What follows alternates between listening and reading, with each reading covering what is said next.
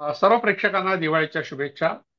अ, मराठी दर्पणच्या प्रेक्षकांनी बरेचदा मागणी केली होती की तुम्ही व्हिडिओ मध्ये दाखवा. तर अशा तऱ्हेने आपण पहिल्यांदा हा प्रयत्न करतोय की व्हिडिओमध्ये सगळी माहिती आपण देतो. आज दिवाळी आहे. दिवाळी हा सण मोठाच आहे. दिवाळी सण मोठा नाही, आनंदात तोटा वगैरे वगैरे आपली गाणी आपण ऐकलेली आहेत, किंवा दिन दिन दिवाळी गाई म्हशी ओवाळी. यामध्ये गाई आणि म्हशीच्या महत्वाचं गाणं आपल्या पूर्वजांनी गायलं, लहान लहान लेकरं गातात. आणि प्रामुख्याने शेतकऱ्यांचा हा अतिशय मोठा दिवस आहे, कारण खरीपाच्या पिकात घरात आगमन म्हणजे खऱ्या अर्थाने दिवाळी आहे. म्हणजे संपत्ती घरी येणं, लक्ष्मी घरी येणं, या अर्थाचा हा सण आहे. पण गंमत अशी आहे की या सणाचे पाच भाग आहेत. म्हणजे पाच सण आहेत. दिवाळीमध्ये चार पाच सण, आपण गोवत्स द्वादशीवर एक भाग पाहिला होता. आणि त्यानंतर मग आपण दिवाळीचे जे अनेक प्रकार आहे, बौद्धांची दिवाळी, जैनांची दिवाळी किंवा शीखांची दिवाळी, आदिवासींची दिवाळी, हे प्रकार पाहिले. तर गोवत्स द्वादशी नंतर जो दिवस येतो तो धनतेरस येतो, धनत्रयोदशी. हा स्वतंत्र सण आहे. गायगुऱ्याची बारस किंवा वसुबारस हे स्वतंत्र सण आहे. तसा धनत्रयोदशी हाही एक स्वतंत्र सण आहे. आणि मग येते चतुर्दशी, जिला आपण नरक चतुर्दशी म्हणतो. आणि नंतर आजचा जो दिवस आहे आश्विनी अमावस्येचा, हा मुख्य दिवाळीचा दिवस आहे. दुसऱ्या दिवशी बळी प्रतिपदा आहे, तो काही दिवाळीचा सण नाहीये, पण स्वतंत्र सण आहे. आणि मग पाचवा दिवस जो आपल्याला माहिती आहे सगळं भाऊबीजेचा, तर तोही स्वतंत्र सण आहे. हे सगळे सण लागून आल्यामुळे आपण 5 दिवस दिवाळी साजरी करतो. पण ह्या प्रत्येक सणाचं वेगळं महत्व आहे. म्हणजे असं नाही की त्या सणाचं महत्व नाही. आता दिवाळीशी त्याचं काय नातं आहे हे सुद्धा आपण पाहूया. सगळ्यात पहिल्यांदा आपण गायगुऱ्याची बारस बद्दल माहिती पाहिली होती, ती काही पुन्हा आता सांगायची गरज नाही. पण धनत्रयोदशी बद्दल थोडस संभ्रम आहे लोकांच्या मनात, की त्याला धन्वंतरी जयंती असं म्हणतात. धन्वंतरी हा आयुर्वेद या शास्त्राचा संस्थापक म्हणा की संशोधक होता. आणि तो नागकुळातला होता. नागकुळातल्या लोकांनी जे काही संशोधन केली आहे ती जंगलात राहणारी असल्यामुळे ती माणसं, त्यांनी वनस्पतींचा शोध घेतला आणि त्या वनस्पतीचा मानवी जीवनाला काय फायदा होऊ शकतो, म्हणजे रोगमुक्त करण्याकरता लोकांना त्याचा फायदा काय होऊ शकतो, यावर संशोधन ज्या लोकांनी केलं त्यापैकी प्रमुख धन्वंतरी होता. पण आता त्या धन्वंतरीची आठवण काही लोकांना राहिली नाही. ते आयुर्वेदाचे डॉक्टर आहेत, प्राध्यापक आहे, महाविद्यालयीन विद्यार्थी आहेत. ते लोक या धन्वंतरी जयंतीला मोठ्या प्रमाणात जमतात आणि तो एक उत्सव साजरा करतात. धन्वंतरी पूजन असा एक सोहळा या दिवशी साजरा होतो. पण त्यात धन शब्द असल्यामुळे अनेकांनी धनाशी संबंध जोडला, कारण दिवाळी हा धनाचा दिवस आहे, संपत्तीचा दिवस आहे. मग त्या दिवशी आपण सोनं खरेदी केलं पाहिजे, पण सोन्याची चुंबड सोनाराच्या दुकानात लागते या काळात. कारण या दिवशी सोनं खरेदी केलं तर ते लाभी असतं. आता लाभी असतं म्हणजे काय प्रकार आहे, ते सोनं दुप्पट तिप्पट तर काही होत नाही. फक्त एक काही ते निमित्त असतं, आणि व्यापाऱ्यांनी अशा तऱ्हेची एक सवय लावली. म्हणजे हे एक प्रकारचं मार्केटिंग आहे. आणि मग त्याला खूप महत्व आलंय धनत्रयोदशी. मग आता धन या शब्दाचा आणखी एक अर्थ लोकांनी घेतला की धने. आता सांबार जो असतो, सांबाराचं जे फळ असतं त्याला धनी म्हणतो किंवा धनिया, किंवा त्याला आपला सांबाराला हिंदीमध्ये हरा धनिया म्हणतात. म्हणजे अशा तऱ्हेने धने किंवा धनिया या एका अशा धान्याशी संबंधित हा सण जोडला गेला. आणि मग सकाळी आंघोळ करताना ते पाण्यात टाका आणि आंघोळ करा, एक नवीन प्रथा सुरू झाली. म्हणजे शब्दाशी आपण कसं खेळतो आणि शब्दाच्या निमित्ताने अर्थ शोधण्याचा प्रयत्न करतो. तर त्यातला हा एक प्रकार आहे, मजेदार प्रकार आहे. म्हणजे सण उत्सव आणि प्रामुख्याने धार्मिक धारणा किंवा एकंदर संस्कृतीचा अभ्यास आपण जर केला तर लोक आपापल्या परीने त्या त्या गोष्टींना अर्थ लावण्याचा प्रयत्न करतात. आता काल परवा अयोध्येला मोठ्या प्रमाणात दिवे लावले गेले. आता इतक्या वर्षात अयोध्येला दिवे लावण्याची प्रथा नव्हती. आणि दिवाळी हा प्रामुख्याने महाराष्ट्रातला सण आहे. महाराष्ट्रात तो मोठ्या प्रमाणात साजरा होतो. आणि ज्या ज्या ठिकाणी मराठी माणसं गेली त्या त्या ठिकाणी त्यांनी तो दिवाळी सण साजरा करण्याची प्रथा सुरू केली, म्हणून इतरही राज्यात तो सुरू झाला. पण तो इतर राज्यात इतका मोठा सण नाही आहे. आणि मग हे जे नवरात्राचे 9 दिवस, आणि नंतर मग 10व्या दिवशी त्या रावणाला मारलं म्हणून रावण दहन, आणि मग रामलीला. आणि मग रामलीला मैदानावर सरकारी पद्धतीने राष्ट्रपतींनी जाणं आणि त्या रावणाला आग लावणं, हे अतिशय मूर्खपणे. राम दिवाळीच्या दिवशी घरी आले म्हणून त्यांच्या स्वागताप्रित्यर्थ दिवे लावायचे, अशी एक नवीन प्रथा आता अलीकडे जे भाजप सरकार आलं आहे उत्तर प्रदेशात त्यांनी सुरू केली. यापूर्वीच्या कोणत्याही सरकारांनी अशा तऱ्हेने शरयू नदीच्या तीरावर करोडो रुपये खर्च करून दिवे लावले नाही, तेल वाया घालवलं नाही. म्हणजे राजकीय स्वार्थासाठी अशा तऱ्हेने लोक सण उत्सवही बदलवतात, संस्कृती बदलवतात, नवीन मिथकं तयार करतात. हा प्रकार आपण आपल्या उघड्या डोळ्याने आता पाहतो आहोत.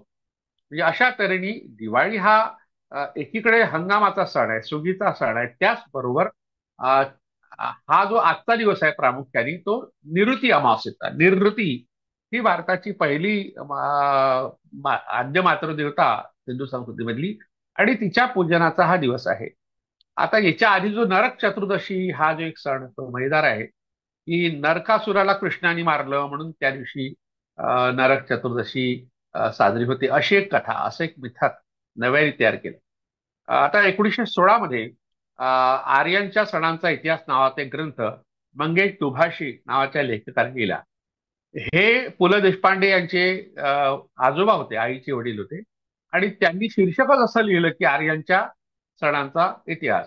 आता त्याला वागो आपटे नावाचे आणखी विद्वान त्या काळात होते, त्यांनी प्रस्तावना लिहिली आणि त्यांनी एक शंका व्यक्त केली की बा तुम्ही आर्यांच्या सणाचा इतिहास लिहिल्यामुळे सगळे सण आर्यांचे आहेत असा संभ्रम निर्माण होऊ शकतो, आणि त्यामुळे मग इतर लोकांचे सण कोणते, मग कसे शोधायचे. तर असा एक प्रश्न हा वागो आपटे नावाच्या एका विद्वान माणसाने त्याच्या प्रस्तावनेत लिहिला. पण याच ग्रंथाला तर्कतीर्थ लक्ष्मण शास्त्री जोशी यांची ही प्रस्तावना आहे, त्यांनी मात्र त्यावर काहीही भाष्य केलं नाही. म्हणजे अलीकडल्या विद्वानांनी ते करायला पाहिजे होतं, कारण 1916चा हा ग्रंथ आहे आणि या 2016 मध्ये त्याला 100 वर्ष झाली आहेत. वाईच्या प्राज्ञशाळा पाठशाळा या प्रकाशन संस्थेने तो प्रकाशित केलेला आहे. तर तेव्हा जे त्याचे अध्यक्ष होते वाईच्या प्राज्ञ पाठशाळाचे तर्कतीर्थ लक्ष्मण शास्त्री जोशी, त्यांनी हे स्पष्टीकरण करायला पाहिजे पण नाही केलं. आणि त्यातून गैरसमज असा झाला की गेल्या 100 वर्षामध्ये पत्रकारांनी, लेखकांनी, कोशकारांनी ह्या सगळ्यांनी त्या ग्रंथाचा वापर केला आणि दिवाळीला आर्यांचा सण म्हटलं. मग आर्यांचा सण म्हटलं की अनार्यांच्या विरोधात काही आपल्याला कथा कहाण्या लिहाव्याच लागतील. मग नरक चतुर्दशी ही एक कथा लिहिली गेली, आणि नरक हा जो होता, नरकासूर, नरकासूर दहनाची प्रथा कोकणामध्ये आहे, अजूनही आहे. अमरावतीला बडनेरा हे जे गाव आहे त्या ठिकाणी पूर्वी रावण दहनाची प्रथा होती. म्हणजे दिवाळीच्या दिवशी रावण दहन करायचं अशी विचित्र प्रथा इथे होती. तर तिथे महानंदा टेकाम नावाच्या आदिवासी कार्यकर्त्या होत्या, त्यांनी निषेध केला आणि त्या म्हणाला रावण जर जाळला आम्ही त्या रावणाला घट्ट मिठी मारू आणि आम्ही जाळून घेऊ. त्यामुळे रावण दहन बंद झालं. पण मग जाळलं तर पाहिजे काहीतरी, मग त्यांनी नरकासूर दहनाची प्रथा सुरू केली. आता या नरकासुराचा आपल्या कोकण वगळता इतर ठिकाणी कोणत्याच पद्धतीचा संबंध नाही. गोवा आणि कोकण ह्या दोनच भागात नरकासुराचं दहन या दिवशी केलं जाते. त्याची कारण आणखी वेगळी ते सांगतील. पण मुळात नरकासूर म्हणजे काय हे आपण पाहिलं पाहिजे. कारण बंगालमध्ये याच दिवशी भूत चतुर्दशी नावाचा सण साजरा होतो. आणि भूत हा शब्द आपण ऐकला की एकदम आपल्यापुढे माणसाच्या हाडाचा सापळा आपल्या नजरेपुढे येतो आणि त्याची ते पाहूनही आपल्याला भीती वाटते. कारण भूत म्हणजे कोणीतरी मरण पावलेलं आणि त्याचा आत्मा आणि तो आपल्याला लागेल, अतृप्त आत्म्याचं भूत होते. अशा प्रकारची समजूत असल्यामुळे त्याही ठिकाणी भूत चतुर्दशी जी साजरी करतात, त्याच्यासाठी जे काही फ्लेक्स तयार करतात किंवा बॅनर करतात किंवा बोर्ड तयार करतात, त्यावर तो हाडाचा सापळा, मानवी हाडाचा सापळा दाखवतात. आता त्याची कारणं वेगळी आहेत मुळात. मुळात कारण अशी आहे की वेताळ नावाचं जे दैवत आहे, किंवा भैरव नावाचं जे दैवत आहे, हे दैवत हाडाच्या सापळ्यातच दाखवतात. कोकणामध्ये मोठ्या प्रमाणात वेताळांची मूर्ती आहे, किंवा गोव्यामध्ये तर आणखी जास्त प्रमाणात आहे. मी दोन्ही ठिकाणी ज्या मूर्ती पाहिल्या इतक्या भव्य प्रमाणातल्या आहेत. तर मुळात तो वेताळाचा दिवस आहे, आणि वेताळ हे नागाचं नाव आहे. वेतासारखा साप असा त्याचा अर्थ होतो. आणि भैरव हा मोठ्या प्रमाणात आवाज करणारा, म्हणजे लोकांना घाबरवणारा या अर्थाचा शब्द आहे. तर हा नरक चतुर्दशी हा दिवस खरं म्हटलं म्हणजे भैरव किंवा वेताळाचा दिवस आहे. आणि त्या ठिकाणी पितर पूजेच्या रूपात तो साजरा होतो बंगालमध्ये. म्हणजे आजही आपण काल नरक चतुर्दशी झाली साजरी, तर बंगालमध्ये ही भूत चतुर्दशी म्हणून साजरी होते. आणि भूत म्हणजे पितर, म्हणजे आपले पूर्वज असा त्या ठिकाणी अर्थ आहे. आणि तामिळनाडूमध्ये एका काली मातेच्या मंदिरात सरळ भूतांच्या दोन मूर्ती आहेत, त्या दोन्ही मूर्ती स्केलेटन म्हणजे मानवी सापळा, सांगाडा अशा रूपात आहेत. तर हे हे फिट्ट बसलाय की आपल्या मृत पूर्वजांची आठवण आहे. आणि दिवाळीच्या दिवशी सुद्धा पितरांचं पूजन करण्याची पद्धत आहे.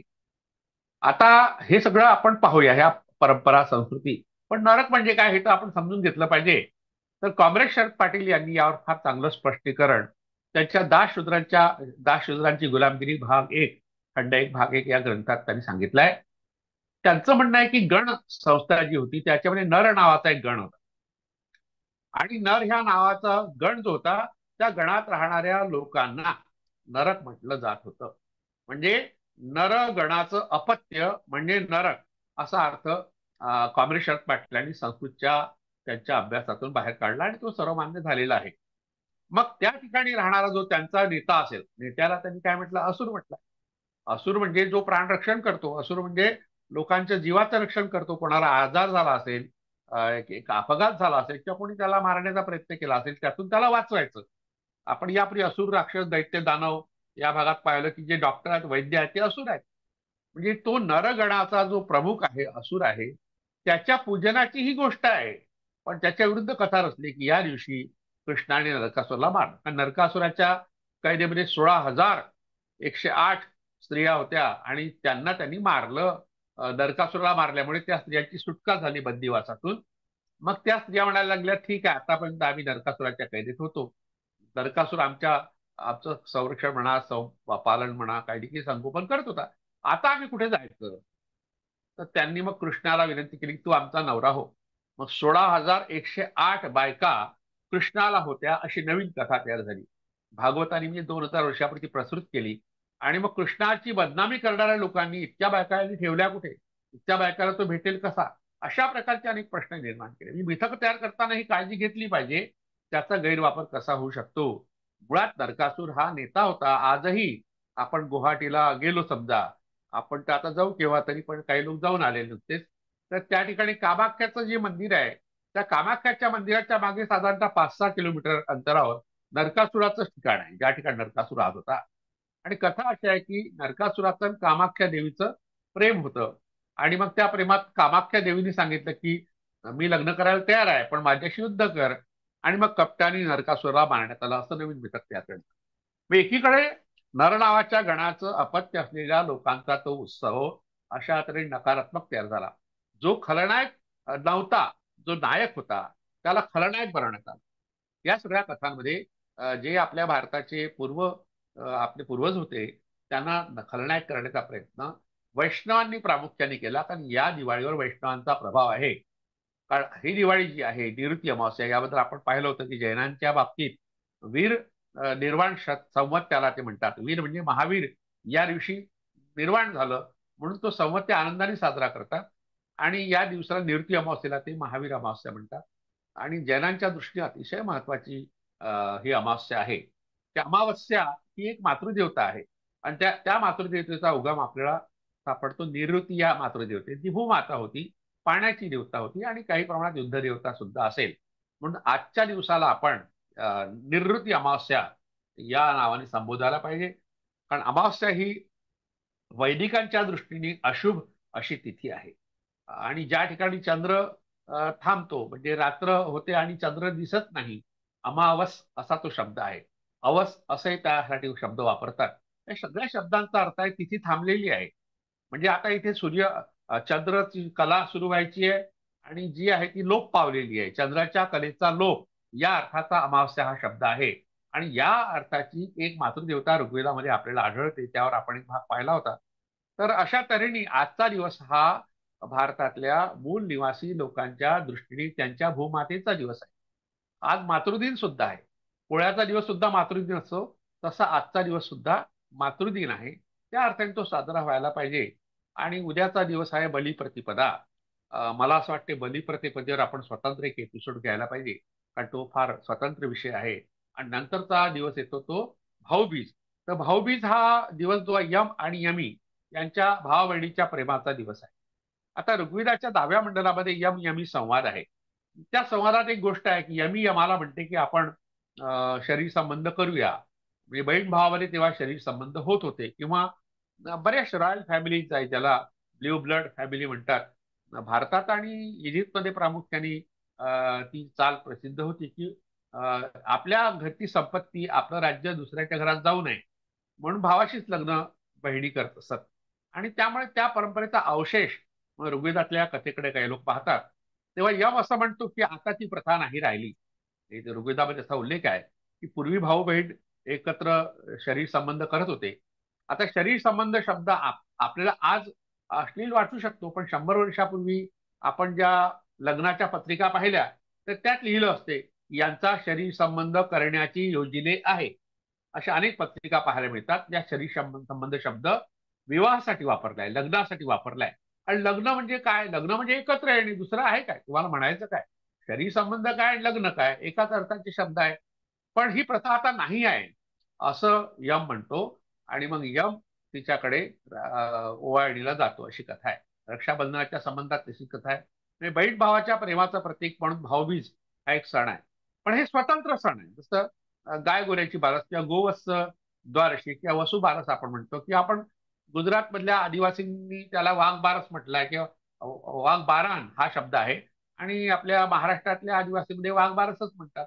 वाघाने गायीचं रक्षण करावं यासाठी केलेला तो उत्सव आहे. अशा तऱ्हेचे सण आणि उत्सव हे एकत्र आल्यामुळे आपण 5 दिवसाच्या दिवाळीचा सण साजरा करतो.